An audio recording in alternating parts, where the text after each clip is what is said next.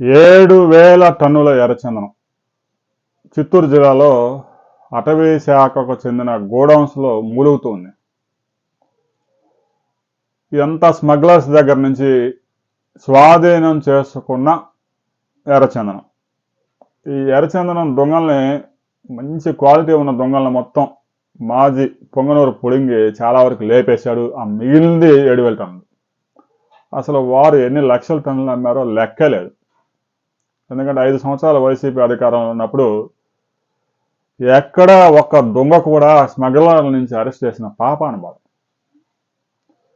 ఇక ఈ 7,000 టన్నుల ఎర్రచందనాన్ని అలాగే వదిలేస్తే చెరలు తినేస్తాయి. కాబట్టి ప్రభుత్వానికి ఆదాయం వచ్చే విధంగా కేంద్ర ప్రభుత్వం నుంచి అనుమతులు తీసుకుంది రాష్ట్ర ప్రభుత్వం. 7,000 టన్నులు వేలం వేయబోతోంది. దాదాపుగా 3,200 కోట్ల రూపాయల ఆదాయం వచ్చే అవకాశం ఉంది. మంచి నెంబర్ 1 క్వాలిటీ అయితే టన్ను 70 లక్షలు, ఇక థర్డ్ క్వాలిటీ అయితే 10 లక్షల దాకా పలికే అవకాశం ఉంది. ఇంటర్నేషనల్ మార్కెట్లో జపాను, మలేషియా, సింగపూర్ ఇలాంటి దేశాల్లో, చైనాలో కూడా ఈ ఎర్రచందనానికి మంచి డిమాండ్ ఉంది. ఎక్కడ పడితే అక్కడ దొరికేది కాదు. కాబట్టి చిత్తూరు జిల్లాలో దొరికే ఎర్రచందనం ప్రపంచవ్యాప్తంగా మంచి డిమాండ్ ఉంది. రాబోయే కొద్ది రోజుల్లో రాష్ట్ర ప్రభుత్వానికి ఒక 3,000 రూపాయల నిధులు ఎర్రచందనం ద్వారా రాబోతున్నాయి. సంపద సృష్టిస్తా అని చెప్తే అందరూ కామెడీగా నవ్వారు. ఎర్రచందనం ద్వారా కూడా రాష్ట్ర ప్రభుత్వానికి ఆదాయం రాబోతోంది. అమరావతి రాజధానిలో పీకిన కంప ద్వారా కూడా 50 కోట్ల ఆదాయం రాబోతోంది. సంపద సృష్టించేవాడు చేసే పని ఇది.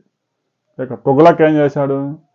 ఋషికొండ కొండ మొత్తాన్ని గుండు కొరిగి ప్రజల సొమ్ము 550 కోట్లు పెట్టి వాడు బాత్రూంలో డ్రుక్ కూర్చునేదానికి కూడా 40 లక్షలు పెట్టి కబ్బోర్డు తయారు చేయించాడు.